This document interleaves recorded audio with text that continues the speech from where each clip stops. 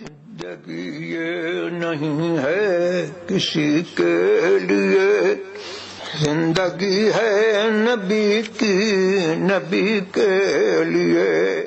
الحمدللہ وحدہ والصلاة والسلام علی من لا نبی بعدہ وعلی آلہ واصحابہ الذین سلکوا نہجہ، اما بعد فقد قال اللہ تعالی فی القرآن المجید والفرقان الحمید ولا تکتموا الشہادہ ومن یکتمها فإنه آثم قلبه۔ وقال سیدنا رسول اللہ صلی اللہ تعالی علیہ وسلم الا انبئکم بأکبر الکبائر؟ قالوا نعم یا رسول اللہ، قال الاشراک باللہ وعقوق الوالدین وقول الزور، او کما قال علیہ الصلاۃ والسلام۔ صدق اللہ العظیم وصدق رسولہ النبی الامین الکریم، ونحن علی ذلک لمن الشاہدین والشاکرین والحمد للہ رب العالمین۔ مولاي صل وسلم دائما ابدا على حبيبك خير الخلق كلهم، هو الحبيب الذي ترجى شفاعته لكل هول من الأهوال مقتحم، فهو الذي تم معناه وصورته ثم اصطفاه حبيبا بارئ النسم، منزه عن شريك في محاسنه فجوهر الحسن فيه غير منقسم، يا رب بالمصطفى بلغ مقاصدنا واغفر لنا ما مضى يا واسع الكرم۔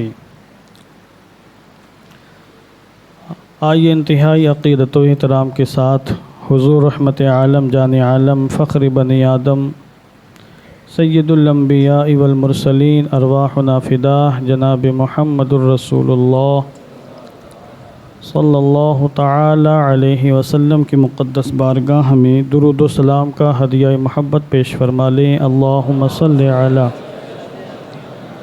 سیدنا شفیعنا حبیبنا مولانا محمد وبارک وسلم، صلاۃ و سلاما علیک یا رسول اللہ صلی اللہ تعالی علیہ وسلم۔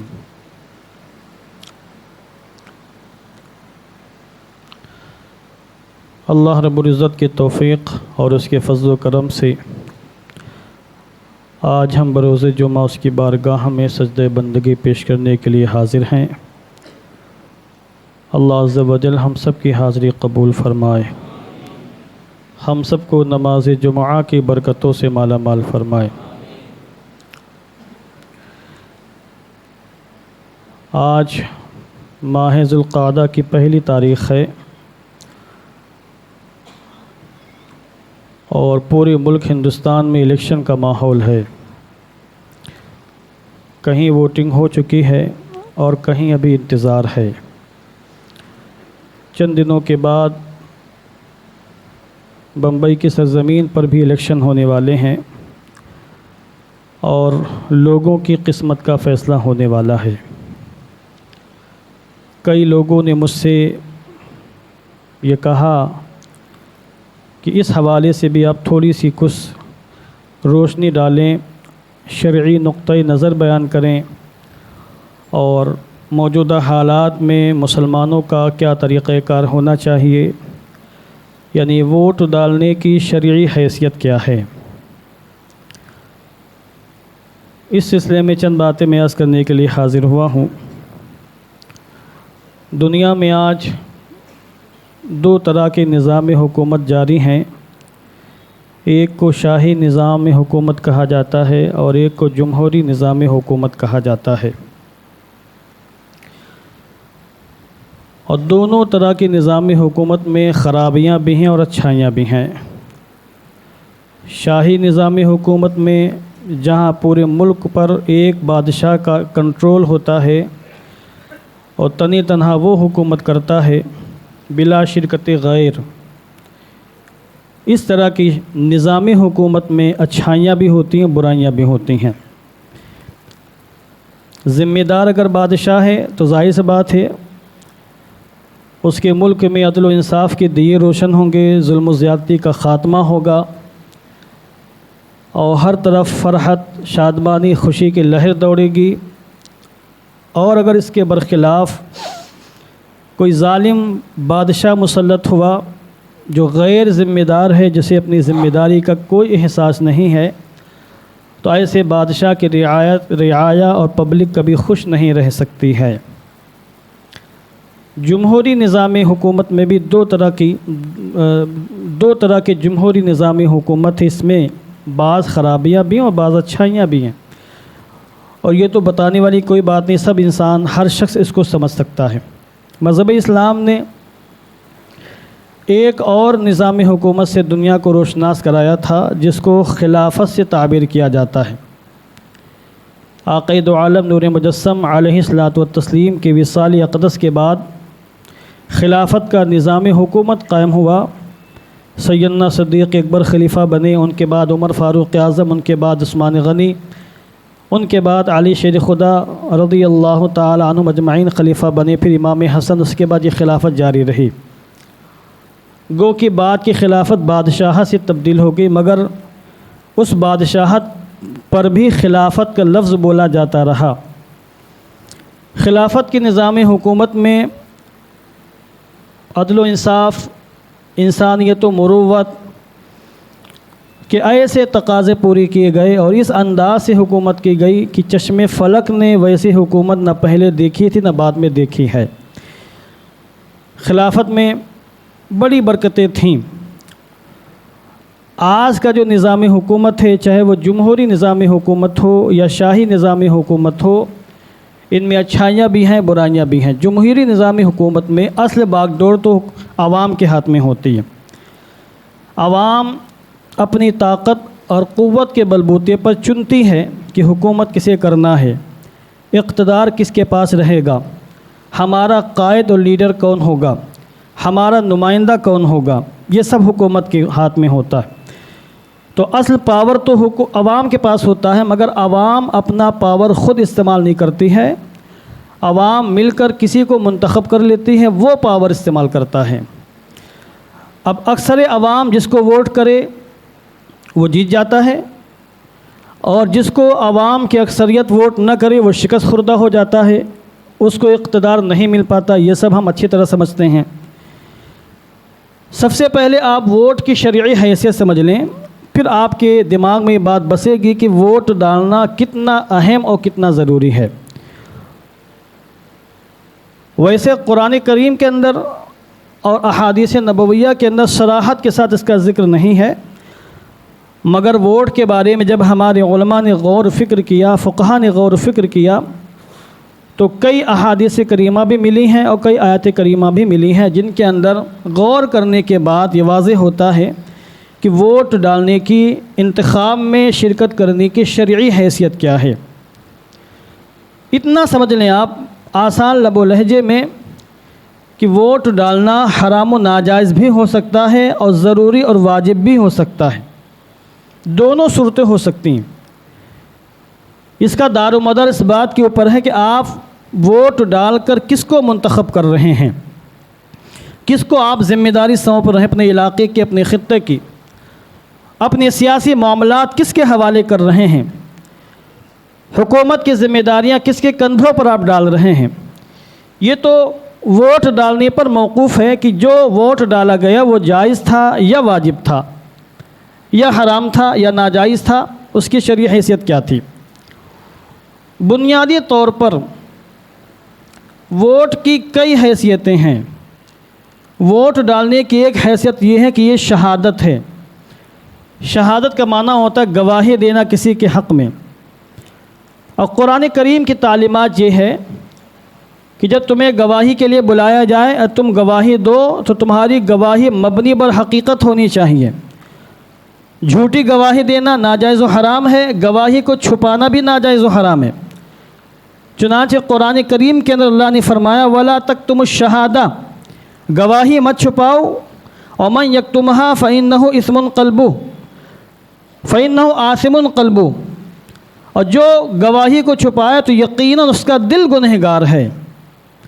تو ووٹ ڈالنے کی ایک حیثیت تو یہ ہے کہ یہ شہادت ہے، جس کے حق میں کوئی انسان ووٹ ڈال رہا ہے، ووٹنگ کر رہا ہے، گویا کہ وہ یہ گواہی دے رہا ہے کہ جس کو میں نے ووٹ دیا وہ ہمارا قائد بننے کا حق رکھتا ہے، وہ ہمارا لیڈر بننے کا حق رکھتا ہے، ہم نے اس کو جو سیاسی امور دیے ہیں وہ ان کی اہلیت رکھتا ہے، اور وہ کرسی اقتدار پر قابض ہونے کے لائق ہے، فائق ہے۔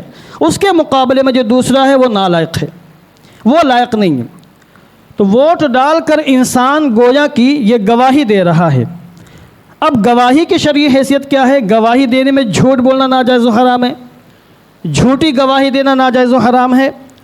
اس مسئلے میں بھی اگر کوئی انسان کسی ایسے شخص کو ووٹ ڈال رہا ہے جو اقتدار پر قابض ہونے کے لائق ہی نہیں ہے، نااہل ہے، محض تعلقات کی بنیاد پر ووٹ دے رہا ہے، پڑوسی ہونے کی بنیاد پر ووٹ دے رہا ہے، یا اس کا کوئی اپنا ذاتی فائدہ اس سے وابستہ اس بنیاد پر ووٹ ڈال رہا ہے، حالانکہ اس کا دل گواہی دے رہا ہے کہ یہ نالائق انسان ہے، یہ شرابی ہے، جواری ہے، یہ غافل ہے، یہ جاہل ہے، یہ ظالم ہے، اس کے اندر انسانیت نہیں، ہمدردی نہیں، اس کے ذریعے سے ہماری قوم کو نقصان پہنچے گا، ملت کو نقصان پہنچے گا۔ پھر بھی اپنے ذاتی فائدے کی بنیاد پر اگر کوئی انسان کسی ایسے شخص کو ووٹ ڈال رہا ہے تو پھر وہ جھوٹی گواہی دے رہا ہے، اور جھوٹی گواہی دینا سخت ناجائز اور گناہ کبیرہ ہے۔ سورہ مائدہ کے اندر بھی اس بارے میں آیت کریمہ موجود ہے، اور میں نے سورہ بقرہ کی آیت کریمہ پیش کی ہے۔ سورہ مائدہ کے اندر جو آیت کریمہ اس میں اللہ نے فرمایا یا ایھا الذین آمنوا کونوا قوامین للہ شہداء بالقسط ولا یجرمنکم شنآن قوم علی الا تعدلوا اعدلوا هو اقرب للتقوی واللہ بما تعملون خبیر، او کما قال عز وجل۔ اے ایمان والو، اللہ کے لیے حق پر قائم رہنے والے بن جاؤ اور انصاف کے ساتھ گواہی دینے والے بن جاؤ۔ یہ اللہ نے فرمایا مومنوں کے بارے میں کہ اے ایمان والو، اللہ کے لیے حق پر قائم رہنے والے بن جاؤ اور انصاف کے ساتھ گواہی دینے والے بن جاؤ، اور کسی قوم کی دشمنی تمہیں اس بات پر آمادہ نہ کرے کہ تم انصاف نہ کرو، انصاف کرتے رہو۔ انصاف تقوی سے بہت زیادہ قریب ہے، اور اللہ تمہارے اعمال سے باخبر ہے۔ یہاں بھی اللہ نے فرمایا کہ گواہی دینی ہے کسی شخص کے بارے میں تو کبھی بھی حق کا دامن مت چھوڑو، ذاتی منفعت کے لیے، ذاتی تعلقات کی بنیاد پر غلط ووٹنگ مت کرو، اور غلط ووٹ کر کے غلط انسان کے حق میں گواہی مت دو۔ یہ گویا کہ آیت کریمہ کو خلاصہ ہے۔ تو گواہی دینا، یہ ووٹ کرنا، یہ گواہی دینے کے زمرے میں آتا ہے، اور گواہی کے باب میں شریعت اسلامیہ یہ کہتی ہے کہ سچی گواہی دو، جھوٹی گواہی مت دو۔ بخاری کے اندر روایت موجود ہے جسے میں نے خطبے کے اندر پیش کیا ہے کہ ایک مرتبہ آقا کریم علیہ الصلاۃ والتسلیم نے، تھوڑی آواز جا کے بیٹا آواز تیز کرو ذرا، آواز بہت دھیرے ہے، مجھے زور لگانا پڑ رہا ہے۔ درود شریف پڑھ لیجئے، اللہم صلی علی سیدنا مولانا محمد وبارک وسلم صلاۃ و سلاما علیک یا رسول اللہ۔ بخاری کے اندر روایت موجود ہے، حضرت ابو بکرہ راوی ہیں، صحابی ہیں، کہ ایک مرتبہ آقا کریم علیہ الصلاۃ والتسلیم نے فرمایا صحابہ سے کہ کیا میں تمہیں نہ بتا دوں کہ بڑے بڑے گناہوں میں سب سے بڑا گناہ کون ہے، یعنی سب سے اونچے لیول کے گناہ کون ہیں، بڑے بڑے گناہ کیا نہ بتا دوں؟ تو کہا نعم یا رسول اللہ، حضور ارشاد فرما دیں، ہم تو سننا ہی چاہتے ہیں کہ بڑے بڑے گناہ کون ہیں، ان بڑے گناہوں میں سب سے بڑے گناہ کون ہیں، سب سے اونچے درجے کے خبیث ترین گناہ۔ اب دیکھیں حضور نے ارشاد فرمایا الاشراک باللہ، نمبر 1 پر اللہ کے ساتھ کسی کو شریک ٹھہرانا، یہ سب سے اونچے لیول کا گناہ، اس سے اونچا کوئی گناہ نہیں ہے۔ اب شرک باللہ کے ساتھ اللہ نے رسول اللہ نے فرمایا وعقوق الوالدین، اور ماں باپ کی نافرمانی کرنا۔ رسول اللہ علیہ الصلاۃ والتسلیم نے شرک باللہ کے ساتھ ماں باپ کی نافرمانی کو ایڈ کیا اور کہا یہ سب سے بڑا گناہ ہے شرک باللہ کے بعد۔ بڑے گناہوں میں سب سے بڑا گناہ ماں باپ کی نافرمانی کرنا. ارے ان کو دھتکارنا، مارنا، پیٹنا، گالی دینا بہت دور کی بات، صرف ماں باپ کی بات نہ ماننا سب سے بڑا گناہ ہے، شرک باللہ کے بعد. یہ ٹاپک نہیں، ورنہ میں اس پہ بولتا. اب آپ میں جتنے بھی ہوں، میں ہوں یا آپ ہو، کوئی بھی ہو، اگر وہ ماں باپ کی نافرمانی کر رہا ہے تو اسے جا کے ابھی ان سے معافی مانگنی، سچی توبہ کرنی. اب آگے حضور نے ارشاد فرمایا وقتل النفس، اور کسی نفس کو مار دینا، کسی انسان کو جان سے مار دینا بلا وجہ. اس کے بعد ارشاد فرمایا وشہادت الزور، ایک روایت میں قول الزور، جھوٹی گواہی دینا، جھوٹی بات منہ سے بولنا، یہ ہے سب سے بڑا گناہ، بڑے گناہوں میں اونچے درجے کا گناہ. اب صحابی فرماتے جب حضور نے قول الزور فرمایا، ویسے تو حضور ٹیک لگا کر بیٹھے ہوئے تھے، فرمایا شرک کرنا سب سے بڑا گناہ، ماں باپ کے نافرمانی کرنا سب سے بڑا گناہ، کسی انسان کو شوٹ کر دینا، قتل کر دینا سب سے بڑا گناہ، یا خود کو مار دینا، یہ بھی ترجمہ ہو سکتا ہے، یعنی خودکشی کرنا سب سے بڑا گناہ. اس کے بعد حضور ٹیک لگا کے بیٹھے تھے، آپ سیدھا بیٹھ گئے اور کہا قول الزور یا شہادت الزور، جھوٹی گواہی دینا سب سے بڑا گناہ. اور آپ فرماتے رہے قول الزور قول الزور قول الزور، یہاں تک کہ آپ کے سانس ٹوٹ گئی، مکمل آپ کہتے ہی رہے، صحابہ سر جھکا کر بیٹھے رہے. ایک صحابی کہتے ہیں حتی قلنا ما زال یکرر حتی قلنا لیلتہ سکتا، حضور نے جب فرمایا جھوٹی گواہی دینا بہت بڑا گناہ ہے، اور اس کو آپ ذکر کرتے رہے، بار بار تکرار کرتے رہے، یہاں تک کہ ہم نے تمنا کہ کاش حضور خاموش ہو جاتے، حضور اب نہ کہتے، خاموش ہو جاتے. کلیجے پھٹ گئے صحابہ کرام کے سننے کے بعد. جھوٹی گواہی کی جو نحوست ہوتی ہے بہت دور تک جاتی ہے. جھوٹی گواہی کی جو نتائج ہوتے ہیں، زہریلے اور خطرناک نتائج، اس سے کوئی شخص ہلاک بھی ہو سکتا ہے، کوئی قبیلہ خاندان تباہ و برباد ہو سکتا ہے، اور پورا معاشرہ بھی ہلاکت میں جا سکتا ہے. تو ووٹ ڈالنے کی حیثیت گواہی دینے کی ہے. اگر کسی نے کسی غلط قائد کو، لیڈر کو، سیاسی رہنما کو منتخب کیا، غلط ووٹنگ کی، یہ جانتے ہوئے کہ ظالم ہے، یہ جابر ہے، اس کے اندر انسانیت نہیں، ہمدردی نہیں ہے، یہ اپنی تجوری بھرے گا، اس کے ذریعے سے روڈ صاف نہیں کی جائیں گی، یہ کبھی نہ روڈوں کے بنانے کے اہتمام کرے گا، نہ ہمارے روزمرہ کے ضروریات پر توجہ دے گا، نہیں اس کے ذریعے سے یہ جو سامان ہے مہنگائی کچھ کم ہوگی. سب کچھ جانتے ہوئے بھی یہ پتا ہو کہ یہ ہماری ملت کے لیے، قوم کے لیے، ہماری مدارس کے لیے، مساجد کے لیے، مسلمانوں کے لیے انتہائی زہریلا قاتل انسان ہے، پھر بھی کوئی اس کو ووٹ کر دے تو جھوٹی گواہی، ظاہر سی بات ہے، اس سے بڑی جھوٹی گواہی کیا ہو سکتی ہے. اس طرح کی ووٹنگ ناجائز و حرام ہے. ووٹ ڈالنے کی ایک حیثیت سفارش کرنے کی بھی ہے کہ جو انسان کسی کے حق میں ووٹ ڈال رہا ہے گویا کہ وہ اس کے حق میں سفارش کر رہا ہے، الیکشن کمیشن سے مثال کے طور پر، کہ بھائی میں سفارش کر رہا ہوں کہ یہ ہمارے علاقے کے لیڈر بن سکتے ہیں، قائد بن سکتے ہیں، رہنما بن سکتے ہیں، ان کے ذریعے سے کسی اچھے وزیر کا انتخاب ہو سکتا ہے، ان کے ذریعے سے سیاسی معاملات حل ہو سکتے ہیں، سیاسی کام ہو سکتے ہیں. تو یہ سفارش ایک قسم کی ہے. اور سفارش کے بارے میں قرآن کریم میں اللہ رب العزت نے سورہ نساء میں یہ ہم کو حکم ارشاد فرمایا من یشفع شفاعتا حسنتا فلہ نصیب منہا ومن یشفع شفاعتا سیئتا فلہ کفل منہا. غالباً اسی طرح کی آیت کریمہ کہ جو شخص بھی اچھی سفارش کرے تو اس کے لیے اس کا بدلہ ہے، جو شخص بری سفارش کرے اس کے لیے اس کا بدلہ ہے. سفارش کرنا یہ ثواب کا کام بھی ہو سکتا ہے، سفارش کرنا جرم بھی ہو سکتا ہے. کسی غلط انسان کی سفارش کرنا جیسے آج ہو رہا ہے، کمپنیوں میں ہو رہا ہے، بعض مدرسوں میں بھی فراڈ چل رہے ہیں، مسجدوں میں بھی فراڈ ہو رہے ہیں، اسکولوں میں فراڈ. بھائی یہ بہت اچھے ٹیچر ہیں، بہت اچھے لیول کے ٹیچر ہیں، بہت اچھا پڑھاتے ہیں، ڈگریاں 2 سے کر کے اونے پونے پیسے دے کے بنوا لی ہیں، اور سفارش کرنے والوں نے سفارش کر دی ہے. بعض کرائے پر مکان وغیرہ دکان وغیرہ اٹھتی ہے تو لوگ سفارش کرتے ہیں بھائی بہت نیک انسان ہے، یہ قبضہ نہیں کرے گا، بڑا خیال رکھے گا، وقت پر کرایہ وغیرہ دے دے گا، حالانکہ اس کا دل گواہی دے رہا کہ یہ جھوٹا انسان ہے، مکار ہے. تو جھوٹی سفارش کرنا، غلط سفارش کرنا گناہ کبیرہ. اور کوئی انسان کسی منصب کا حقدار ہے، اس کے اندر اس منصب کی قابلیت و لیاقت ہے، اس کی سفارش کرنا ثواب کا کام ہے. تو اچھے کام کی سفارش کرنا ثواب کا کام ہے، برے کام کی سفارش کرنا غلط کام ہے، گناہ کبیرہ ہے، گناہ کا کام ہے۔ اب انسان جب ووٹ ڈالتا ہے تو یہ بھی ایک سفارش کر رہا ہے کہ میں ان کے ساتھ کھڑا ہوں، میں ان کی تائید کر رہا ہوں، میں ان کی سفارش کر رہا ہوں، یہ فراڈ نہیں، یہ ظالم نہیں ہے، یہ اچھی طریقے سے ذمہ داری نبھا سکتے ہیں، ان کے اندر کوئی لالچ نہیں ہے، ان کے اندر انسانیت ہے، ہمدردی ہے، رواداری ہے، یہ خیال رکھیں گے پوری قوم ملت کا۔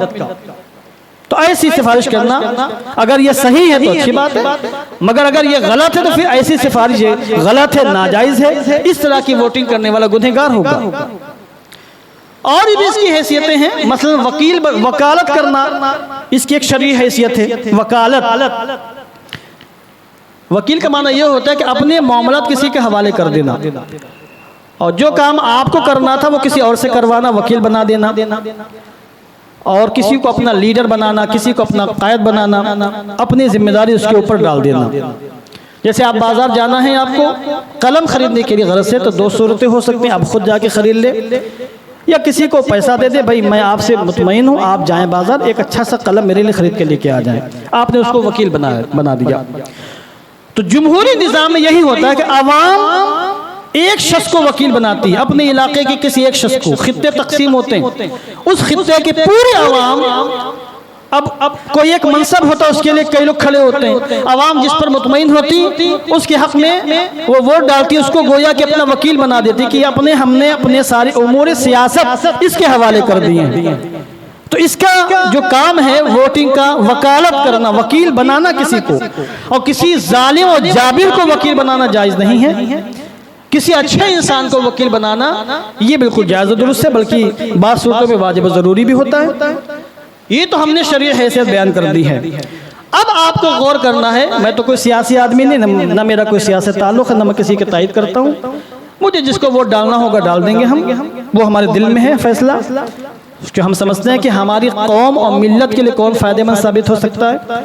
سبھی ظالم ہیں اس وقت جتنے بھی ہیں، ہمارے لیے سمجھ لیجئے کہ کوئی بھی اچھا انسان نہیں، مگر پھر بھی ہم کو ووٹنگ کرنی ہے، اس لیے کہ ہمیں یہ دیکھنا ہے کہ زیادہ خطرناک کون ہے، بہت بڑا ظالم کون ہے، کس کے ذریعے سے، کس کی ریاست اور کس کی حکومت کے ذریعے سے مسلمانوں کی زندگیاں تہو بالا ہو سکتی ہیں، مسلمان تباہی کے دہانے پر پہنچ سکتے ہیں۔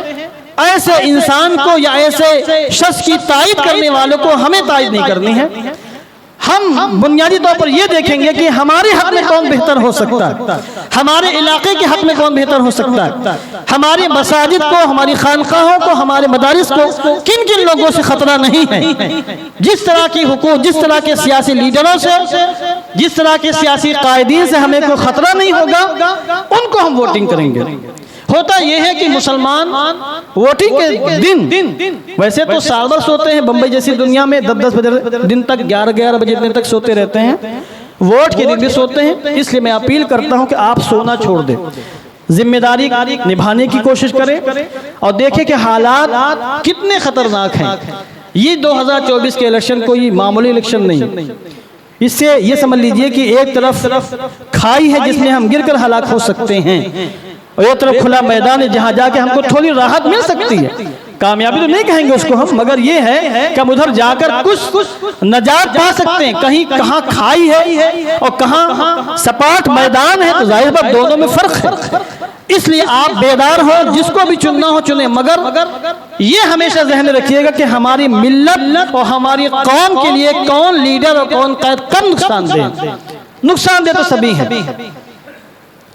اگر ہم متحد ہو کر، یک زباں ہو کر اپنے علاقے کے لیے، خطے کے لیے، اپنی قوم کے لیے ایسے لیڈر کا انتخاب کر لیتے ہیں جو دیگر لیڈروں کے مقابلے میں کم متعصب ہے، دیگر لیڈروں کے مقابلے میں کم ظالم ہے، جس کے اقتدار میں ہمیں کچھ سکون مل سکتا ہے، جس کے اقتدار میں ہم راحت کا سانس لے سکتے ہیں، جس کے اقتدار میں ہم آزادی کے ساتھ اپنے مذہب پر، اپنے دین پر عمل کر سکتے ہیں، جس کے اقتدار میں ہماری مساجد سے اللہ اللہ کی صدائیں بلند رہ سکتی ہیں، جس کے اقتدار سے ہماری مساجد آباد رہ سکتی ہیں، جس کے اقتدار سے مدارس اسلامیہ کو خطرہ نہیں ہے۔ اگرچہ نقصان ہے، مگر یہ بڑے بڑے خطرات کر سکتے ہیں، اور ہم جزئی طور پر چین کی سانسیں لے سکتے ہیں، سکون کی زندگی گزار سکتے ہیں، تو ظالم کو لات مار کر متحد ہو کر ایسے لوگوں کو منتخب کرنا ہماری شرعی اور اخلاقی اور دینی ملی اور جمہوری ذمہ داری بنتی ہے۔ لہذا آپ حضرات صاحب فکر ہیں، اصحاب شعور ہیں، اللہ نے آپ سب کو شعور عطا فرمایا ہے۔ آپ سوشل میڈیا پر لگے رہتے ہیں، آپ اخبار وغیرہ پڑھتے ہیں، آپ کی نظریں بہت تیز ہیں، ہم سے زیادہ آپ حالت حاضرہ پر نظر رکھتے ہیں۔ ہم تو ایک محدود زندگی گزار رہے ہیں، مسجد، مدرسہ، گھر، مگر آپ معاشرے میں رہتے ہیں، سوسائٹی میں رہتے ہیں، عالم کا منظر نامہ آپ کی نظروں کے سامنے ہے۔ آپ سب کو مل کر کسی ایسے شخص کو جتانا ہے جو نقصان دہ نہ ہو ہمارے لیے، ہماری ملت کے لیے، ہماری قوم کے لیے، اور سب کو ووٹنگ کرنی۔ جس کا بھی ووٹر لسٹ میں نام ہے کوئی بھی کوتاہی نہ برتے اور کوئی بھی سستی غفلت کا شکار نہ ہو۔ یو پی کے کئی علاقے ایسے ہیں، میں جانتا ہوں، نام لینے کی حاجت نہیں ہے، جہاں مسلمانوں کی بہت بڑی تعداد ہے۔ یہ سمجھ لیں کہ 100% میں 80% مسلمان ہیں، 20% غیر ہیں۔